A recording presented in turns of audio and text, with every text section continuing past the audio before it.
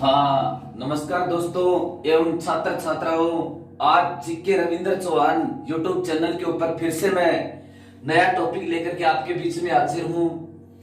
आज का अपना टॉपिक है प्रतिहार वंश। प्रतिहार वंश, प्रतिहार वंश।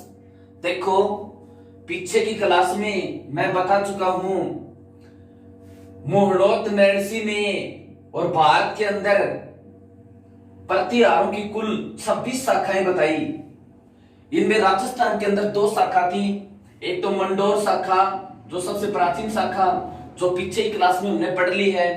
आज दूसरी शाखा चलेगी भीनमाल शाखा। और भीनमाल है कहां पर? जालोर के अंदर है भीनमाल शाखा, दूसरी शाखा। भीनमाल शाखा, देखो इसके कौन कौन से प्रमुख शासक हुए और क्या प्रश्न बनते हैं। सबसे पहले प्रतिहारों की भीनमाल शाखा। तो इस भीनमाल का उस समय नाम क्या था? भीनमाल का नाम, भीनमाल का नाम पिल्लो बोलो, पिल्लो बोलो। भीनमाल का नाम पिल्लो बोलो।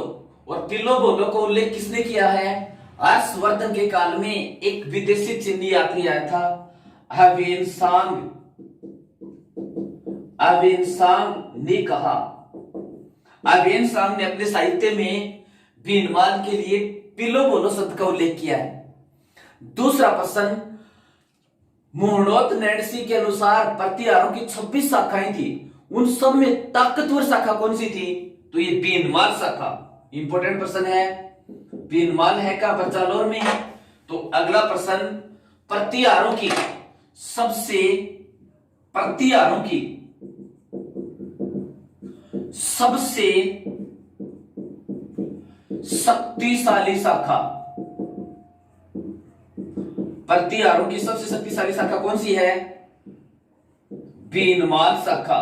और भीनमाल को ह्वेनसांग ने क्या कहा? पिल्लो बोलो। भीनमाल के लिए कौन से शब्द का प्रयोग किया? पिल्लो बोलो शब्द का प्रयोग किया। अब देखो, भीनमाल में प्रतिहार वंश का संस्थापक, भीनमाल में या भीनमाल शाखा का संस्थापक नागभट्ट, नागभट्ट प्रथम। भीनमाल में प्रतिहार वंश का संस्थापक या प्रतिहार शाखा का संस्थापक कौन था? नागभट्ट प्रथम। ये कब से कब तक रहा? 730 से 60 ईस्वी तक रहा। भीनमाल में या भीनमाल शाखा का संस्थापक कौन था? नागभट्ट प्रथम, नागभट्ट प्रथम। इसको मलेच्छ नाशक भी कहते हैं, मलेच्छ नाशक भी कहते हैं। मलेच्छों का इसने दमन किया था। अरब की एक जाति थी, उनका दमन करके भीनमाल के ऊपर अधिकार किया था और अपनी राजधानी कहां पर बनाई? इसकी राजधानी, तो राजधानी कहां पर बनाई? भीनमाल। इसलिए इस शाखा को क्या कहते हैं? भीनमाल शाखा कहते हैं। इस भीनमाल की प्रतिहार शाखा को रघुवंशी प्रतिहार शाखा भी कहते हैं। रघुवंशी प्रतिहार शाखा भी कहते हैं। तो गुर्जर प्रतिहारों की या प्रतिहारों की भीनमाल शाखा को और क्या कहते हैं? रघुवंशी प्रतिहार शाखा। रघुवंशी प्रतिहार शाखा कौन सी है? भीनमाल शाखा। अब देखो, इसके बाद में छोटे मोटे 2 राजा और बने। एक तो कुकुस्त और दूसरा देवराज। कुकुस्त और देवराज, ये छोटे मोटे राजा बने, लेकिन इनके साम्राज्य विस्तार से संबंधित थोड़े बहुत दिन रहे। इनके कंपटीशन से संबंधित कोई प्रश्न नहीं बनते। तो आज अपना टॉपिक है प्रतिहारों की भीनमाल शाखा। इसके परिचय में सबसे पहले भीनमाल का उस समय नाम क्या था? पिल्लो बोलो। ह्वेनसांग ने अपने साहित्य में इसका उल्लेख किया। दूसरा इसके ऊपर इंपॉर्टेंट प्रश्न, प्रतिहारों की 26 शाखाओं में सबसे शक्तिशाली शाखा कौन सी थी? तो इसका उत्तर क्या होगा? भीनमाल। इस भीनमाल शाखा का संस्थापक कौन था? नागभट्ट प्रथम, जो 730 से 760 ईस्वी तक रहा। इसने इसको मलेच्छों का नासक भी कहते हैं। इसने अपनी राजधानी कहां पर बनाई? भीनमाल में बनाई। इस प्रतिहार वंश की भीनमाल शाखा को रघुवंशी प्रतिहार शाखा भी कहते हैं। अब देखो अगला महत्वपूर्ण शासक वत्सराज, कंपटीशन की दृष्टि से अगला महत्वपूर्ण शासक वत्सराज। ये वत्सराज राजा बनता है। सबसे पहले ये कब से कब तक रहा? 783 से 95। वत्सराज 783 से 795 तक रहा। इसने उपाधि धारण की थी, उसका नाम रणहस्तिन। पहला क्वेश्चन इसकी उपाधि रणहस्तिन। रण का मतलब युद्ध, अस्तिन का मतलब हाथी, तो इसका अर्थ हुआ युद्ध का हाथी। युद्ध का हाथी। प्रतिहार वंश के किस शासक ने रणहस्तिन की उपाधि धारण की थी? तो किसने धारण की थी? वत्सराज ने। कौन सी उपाधि धारण की थी? रणहस्तिन। किसकी उपाधि थी? वत्सराज की उपाधि थी। अब देखो इसके ऊपर दूसरा प्रश्न। इसने अपनी राजधानी भीनमाल से हटा करके, और यहां पर मध्य प्रदेश में जगह पड़ती है उज्जैन, क्षिप्रा नदी के किनारे, तो राजधानी भीनमाल से हटाकर किसने कहां पर बनाई? उज्जैन बनाई थी। राजधानी भीनमाल से हटाकर कहां पर बना दी? उज्जैन राजधानी बनाई थी। दूसरा प्रश्न, एक इतिहास में उल्लेख है त्रिपक्षीय संघर्ष। त्रिपक्षीय संघर्ष, तो देखो भीनमाल से राजधानी उज्जैन बनाई, एक इसने त्रिपक्षीय संघर्ष की शुरुआत की थी। ये त्रिपक्षीय संघर्ष क्या है? त्रिपक्षीय संघर्ष क्या चीज है? देखो ये हर्षवर्धन की मृत्यु हुई थी और 647 ईस्वी सन में, तो उसके बाद में, और ये कन्नौज है, कन्नौज का क्षेत्र यानी कमजोर पड़ गया। तो कन्नौज, हर्षवर्धन की मृत्यु 647 में मृत्यु हो गई थी। हर्ष की मृत्यु के बाद वर्धन वंश कमजोर पड़ गया, यानी यहां का क्षेत्र कमजोर पड़ गया। अब देखो ये इधर से प्रतिहार वंश का शासक था वत्सराज, भीनमाल शाखा का ये वत्सराज था। और कन्नौज उपजाऊ क्षेत्र है, तो कोई भी राजा इस क्षेत्र को जीतना चाहता है, तो इसने कन्नौज का शासक था इंद्रायुध, उसको पराजित कर दिया। कन्नौज का शासक था इंद्रायुध। कन्नौज में युद्ध वंश का शासन था इंद्रायुध, तो कन्नौज के शासक इंद्रायुध को पराजित किया।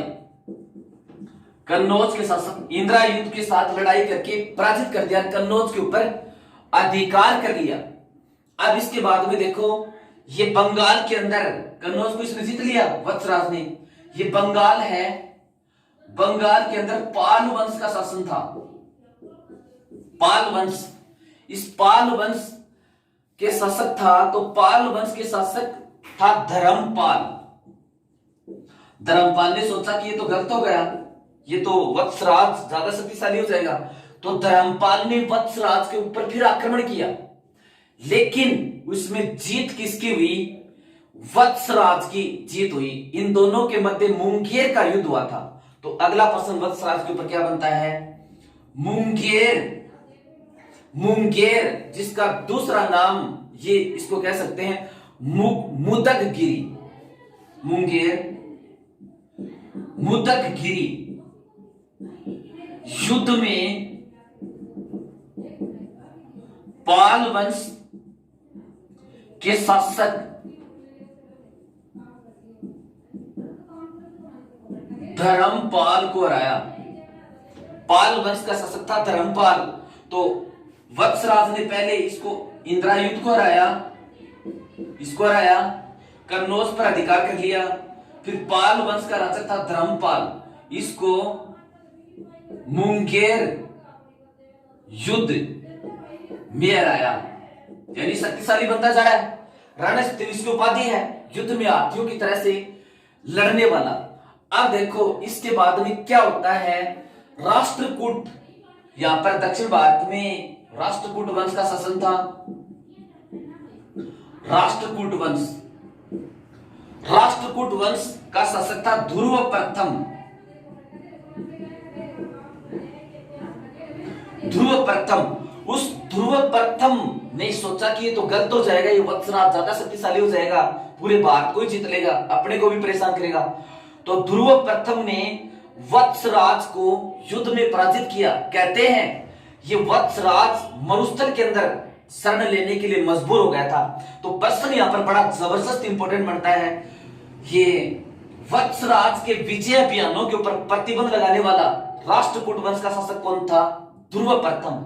इस वत्सराज ने पहले इंद्रायुध को हरा दिया, कन्नौज के शासक, फिर पाल वंश के राजा धर्मपाल को हरा दिया, फिर राष्ट्रकूट वंश के शासक ध्रुव प्रथम ने इसके विजय अभियानों पर रोक लगाई। तो वत्सराज के विजय अभियानों पर रोक ध्रुव प्रथम किस वंश का शासक था? ये राष्ट्रकूट वंश का शासक था ध्रुव प्रथम। इसने इसके विजय अभियानों के ऊपर रोक लगाई। अब देखो प्रश्न यहां पर क्या बनता है, ये कन्नौज के ऊपर अधिकार करने के लिए एक संघर्ष छिड़ गया। कभी इसके ऊपर प्रतिहार वंश का शासन, कभी इसके ऊपर पाल वंश का शासन, कभी इसके ऊपर राष्ट्रकूट वंश का शासन।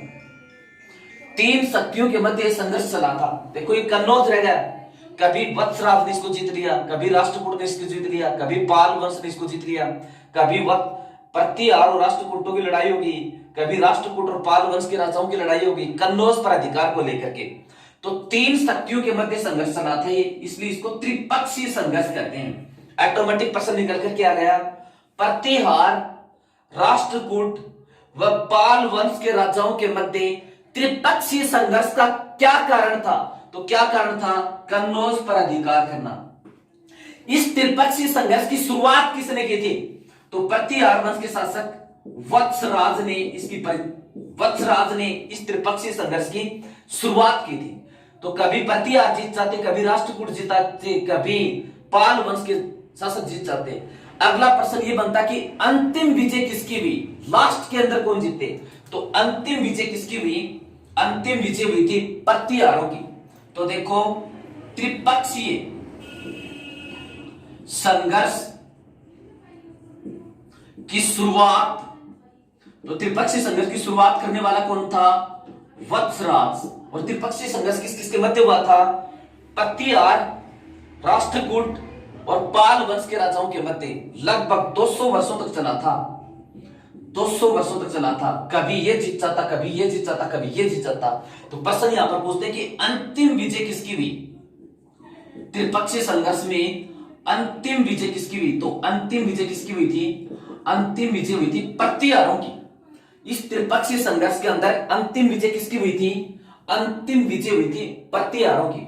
तो प्रतिहार वंश का वह शासक जिसकी उपाधि रणहस्तिन थी, कौन सा है? वत्सराज। वत्सराज ने भीनमाल से हटाकर अपनी राजधानी कहां पर बना दी? उज्जैन। और उसने कन्नौज को भी जीत लिया। किसने जीत लिया? वत्सराज ने। और वत्सराज के विजय अभियानों पर रोक किसने लगाई थी? राष्ट्रकूट वंश के शासक ध्रुव, राष्ट्रकूट वंश के शासक ध्रुव प्रथम ने इसके विजय अभियानों के ऊपर रोक लगाई थी। फिर देखो इसके टाइम में एक दो ग्रंथ लिखे गए थे। एक तो कुवले माला, वत्सराज के समय में कुवले माला ग्रंथ, और कुवले माला ग्रंथ इसके लेखक कौन थे? उद्योतन सूरी। उद्योतन सूरी। ये ग्रंथ 778 ईस्वी सन में लिखा गया था। तो कुवले माला ग्रंथ किस शासक के काल में? वत्सराज के काल में। एक इसके आसपास के टाइम का थोड़ा सा पहले का एक ग्रंथ और भी है, हरिवंश पुराण। हरिवंश पुराण, हरिवंश पुराण जिनसेन सूरी ने लिखा था। जिनसेन सूरी ने लिखा था। जिनसेन सूरी ने कब लिखा था? ये 781 ईस्वी सन के अंदर लिखा था। तो कुवलेमाला ग्रंथ उद्योतन सूरी ने, कुवलेमाला ग्रंथ उद्योतन सूरी ने, हरिवंश पुराण जिनसेन सूरी ने लिखा था। ठीक है, अब देखो इसके बाद में अगला राजा कौन बनता है? नागभट्ट सेकंड। एक तो था नागभट्ट प्रथम जो प्रतिहार के भीनमाल शाखा का संस्थापक। अब इसके बाद में बनता है नागभट्ट सेकंड। ये नागभट्ट सेकंड कब से कब तक रहे? 795 से 833। 795 ईस्वी सन 833 ईस्वी सन, 795 से 833 ईस्वी सन तक नागभट्ट दिखते रहे। पहला क्वेश्चन, इसकी उपाधि परम भट्टारक और महाराजाधिराज। इसकी उपाधि परम भट्टारक व महाराजाधिराज। नागभट्ट सेकंड प्रतिहार वंश के शासक नागभट्ट सेकंड का कार्यकाल 795 से 833। इसकी उपाधि परम भट्टारक और दूसरी कौन सी है? महाराजाधिराज।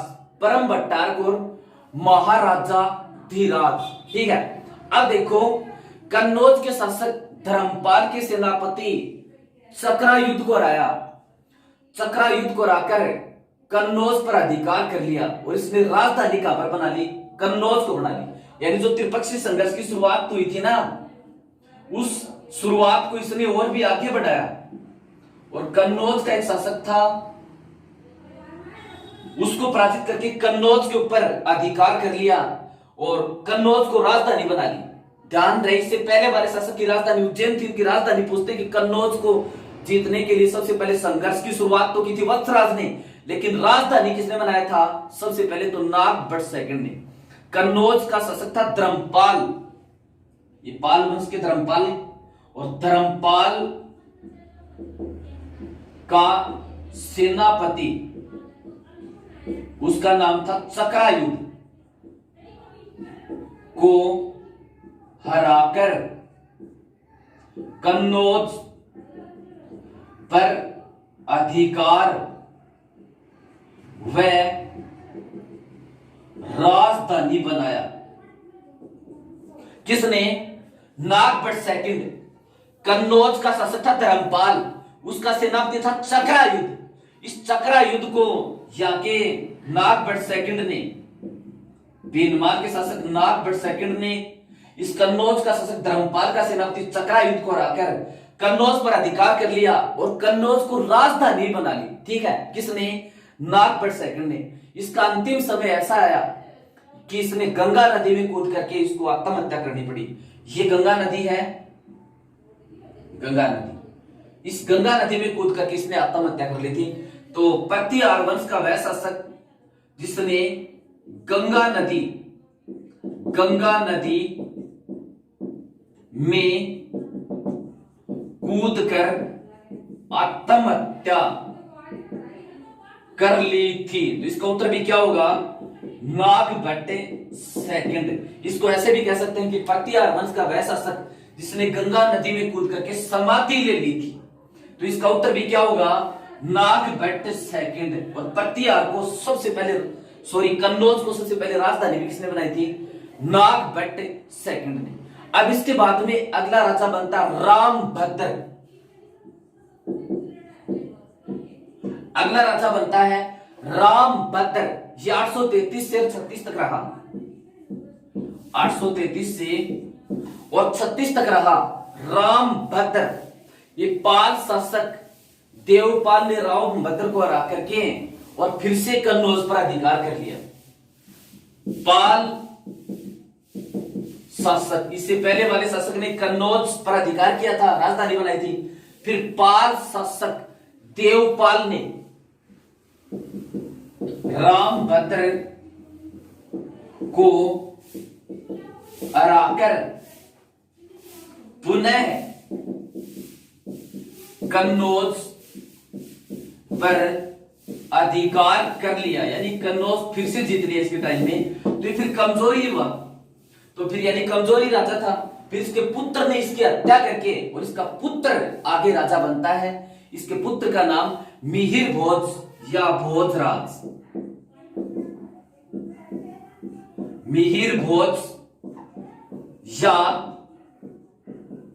भोजराज, यानी अपने पिता रामभद्र की हत्या करके मिहिर भोज या भोजराज राजा बनता है 836 से 89 तक। 836 ईस्वी सन से 889 ईस्वी सन तक अपने पिता की हत्या करके और ये राजा बनता है। तो पिता की हत्या करके राजा बनता है तो पितृहंता हो गया, और प्रतिहारों में इससे पहले किसी ने भी अपने पिता की हत्या नहीं की, तो ऑटोमेटिक पिता की हत्या करने वाला पितृहंता। प्रतिहारों में पितृहंता शासक किसे कहते हैं? भोजराज। तो प्रतिहारों में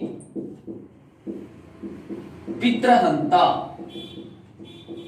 शासक, प्रतिहारों में पितृहंता शासक कौन हो गया? भोजराज या मिहिर भोज, एक ही मतलब है। अब देखो इसकी उपाधियों से संबंधित इसकी उपाधि कौन सी थी? आदिवराह और प्रभास पट्टन इसकी उपाधि। आदि वराह व प्रभास पट्टन। मिहिर भोज या भोजराज जो अपने पिता की हत्या करके राजा बनता है, इसलिए प्रतिहारों में पितृहंता किसे कहते हैं? मिहिर भोज को। इसकी उपाधि आदिवराह या प्रभास पट्टन, ये इंपॉर्टेंट है भोजराज, क्योंकि इसके काल में प्रतिहारों का शक्ति चरम पर थी। तो अगला प्रश्न, प्रतिहारों की शक्ति चरम पर थी। प्रश्न पूछे, प्रतिहारों की शक्ति अपने उत्कर्ष या चरम के ऊपर किस शासक के काल में थी? मिहिर भोज या भोजराज के काल में। दूसरा ये पूछे, प्रतिहारों का सबसे शक्तिशाली शासक, प्रतिहार वंश का सबसे शक्तिशाली शासक, इसका उत्तर भी क्या हो गया? मिहिर भोज। जरूर अपने पिता की हत्या करके राजा बनता है, लेकिन प्रतिहारों में सबसे शक्तिशाली शासक कौन हो गया? भोजराज या मिहिर भोज। इसको संपूर्ण पृथ्वी को जीतने वाला शासक भी कहते हैं। प्रश्न पूछे, प्रतिहार वंश के किस शासक को संपूर्ण पृथ्वी को जीतने वाला शासक कहते हैं? तो किसको कहते हैं? ये भोजराज को संपूर्ण पृथ्वी को जीतने वाला शासक। तो प्रतिहारों में संपूर्ण पृथ्वी को जीतने वाला और शासक किसे कहते हैं? भोजराज को। और प्रतिहारों में सबसे शक्तिशाली शासक भी कौन था? ये भोजराज ही था। ठीक है, राष्ट्रकूट। ये इसके बाद में अगला प्रश्न इसके ऊपर क्या बनता है कि एक अरब यात्री सुलेमान इसके दरबार में आया था। अरब यात्री सुलेमान इसके दरबार के अंदर आया था। तो अरब यात्री सुलेमान ने और इसके व्यवहार को देख करके, मुसलमानों के प्रति कठोर रवैया देख करके इसको मुसलमानों का नासक बताया। तो अरब यात्री सुलेमान ने अपनी पुस्तक, अरब यात्री आया था एक सुलेमान, अरब के देशों का मुसलमान, उसने अपनी पुस्तक लिखी थी किताब उल सिंध वल हिंद। किताब उल सिंध वल हिंद। किताब उल सिंध वल हिंद पुस्तक किसने लिखी थी? अरबी यात्री सुलेमान। तो अरबी यात्री सुलेमान ने अपनी पुस्तक किताब उल सिंध वल हिंद में मुसलमानों का नासक बताया। किस शासक को? तो मुसलमानों का नासक किस शासक को बताया? मिहिर भोज या भोजराज, जो हम पढ़ रहे हैं उसको बताया, मुसलमानों को नासक बताया। फिर देखो इसके बाद में अगला राजा बनता है महेंद्र प्रथम। अगला राजा इसके बाद में बनता है महेंद्र प्रथम। महेंद्र प्रथम जिसको निर्भय नरेश भी कहते हैं। महेंद्र पाल फर्स्ट भी कह सकते हैं इसको। ये 885 ईस्वी सन से 910 ईस्वी सन तक रहा। महेंद्र पाल प्रथम प्रतिहार वंश चल रहा अपने, तो प्रतिहार में भी भीनमाल के प्रतिहार यानी भीनमाल शाखा, प्रतिहारों की भीनमाल शाखा महेंद्र प्रथम 885 से 910 ईस्वी सन तक रहा। पहला क्वेश्चन, इसका उपनाम निर्भय नरेश। कई बार पूछते हैं, इंपॉर्टेंट है, निर्भय नरेश किस प्रतिहार शासक को कहते हैं? निर्भय नरेश यानी बिना डरने वाला राजा। और निर्भय नरेश किसने कहा? इसके दरबारी राजशेखर ने कहा। महेंद्र पाल प्रथम या महेंद्र प्रथम को निर्भय नरेश किसने कहा? उसके दरबारी विद्वान राजशेखर ने इसको निर्भय नरेश की संज्ञा प्रदान की थी। अब देखो इसके बाद में इसके ऊपर और क्या प्रश्न बनते हैं। इसकी उपाधि, ये तो था इसका उपनाम। अब इसकी उपाधि कौन कौन सी है? इसकी उपाधि है परम भट्टारक, परम भागवत, परमेश्वर, परम भट्टारक, परम भागवत और परमेश्वर। इसकी उपाधियां परम भट्टारक, परम भागवत और परमेश्वर किसकी उपाधि है? महेंद्र प्रथम की। 885 से 910 निर्भय नरेश इसको कहते हैं। इसकी उपाधि परम भट्टारक, परम भागवत, परमेश्वर। परम भट्टारक, परम भागवत, परमेश्वर किसकी उपाधि है? महेंद्र प्रथम की। ठीक है। और एक उपाधि इसने और भी धारण की थी, महाराजाधिराज। महाराजाधिराज ये उपाधि इसने धारण की थी। किसने? महेंद्र प्रथम ने। इसको निर्भय नरेश कहते हैं। ये प्रश्न इसके ऊपर ज्यादा इंपॉर्टेंट है, दरबारी राजशेखर ने कहा था। अब राजशेखर की रचनाएं कौन कौन सी हैं? इसका जो दरबारी था राजशेखर की रचना कौन कौन सी है? उसकी रचना एक तो कर्पूर मंजरी, काव्य मीमांसा, कर्पूर मंजरी, कर्पूर मंजरी। दूसरी काव्य मीमांसा, बाल रामायण, बाल रामायण और बाल भारत, बाल रामायण और बाल भारत इसकी रचनाएं हैं। अब देखो इसके काल में भी एक विदेशी यात्री आया था, अल मसूदी। अल मसूदी विदेशी यात्रा किसके दरबार के अंदर आया था? महेंद्र प्रथम के दरबार के अंदर। अब एक विदेशी आक्रमणकारी था मोहम्मद गजनवी, जिसने भारत के अंदर और 27 बार आक्रमण किया। उसने कन्नौज पर आक्रमण किया था 1018 ईस्वी सन में। उस समय ये कन्नौज है, तो कन्नौज पर मोहम्मद गजनवी ने आक्रमण किया था 1018 ईस्वी सन में। उस समय कन्नौज का प्रतिहार शासक था राज्यपाल, और राज्यपाल मोहम्मद गजनवी के आक्रमण से भयभीत होकर के अपना राज्य ही छोड़ करके भाग गया था। पर तो प्रश्न यहां पर क्या बना? प्रतिहार वंश का वह शासक जो मोहम्मद गजनवी के आक्रमण से भयभीत होकर के और अपना राज्य छोड़ करके ही भाग गया था। तो इसका उत्तर क्या होगा? राज्यपाल। प्रश्न है प्रतिहार वंश का वह शासक जो मोहम्मद गजनवी के आक्रमण से भयभीत होकर राज्य छोड़कर भाग गया था, यानी कन्नौज छोड़कर के भाग गया था। तो इसका उत्तर क्या है? राज्यपाल। इसका उत्तर क्या है? राज्यपाल। 1018 ईस्वी सन की बात है। प्रतिहार वंश का वह शासक जो कन्नौज को छोड़कर ही भाग गया था 1018 ईस्वी सन में, मोहम्मद गजनवी के आक्रमण से भयभीत होकर यानी उससे डर करके भाग गया था। कहते हैं फिर भारत के स्थानीय राजाओं ने राज्यपाल को गिरफ्तार करके मार दिया था। कितना कमजोर की प्रति कन्नौज को बहुत मुश्किल से जीता गया था, तो राज्य छोड़कर ही भाग गया, तो राजाओं ने इसको गिरफ्तार करके स्थानीय राजाओं ने इसको मार दिया था। अब इसके बाद में अगला प्रश्न, प्रति भीनमाल शाखा का अंतिम शासक कौन था? यशपाल। पतियारों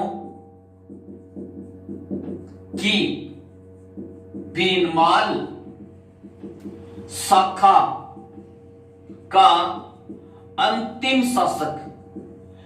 शासक कौन था? यशपाल। पतियारों की जो भीनमाल शाखा है उसका अंतिम शासक कौन था? इसका अंतिम शासक कौन था? भीनमाल। तो अपने ये टॉपिक चल रहा है राजस्थान में पतियारों की भीनमाल शाखा। भीनमाल, और भीनमाल है कहां पर? जालौर में।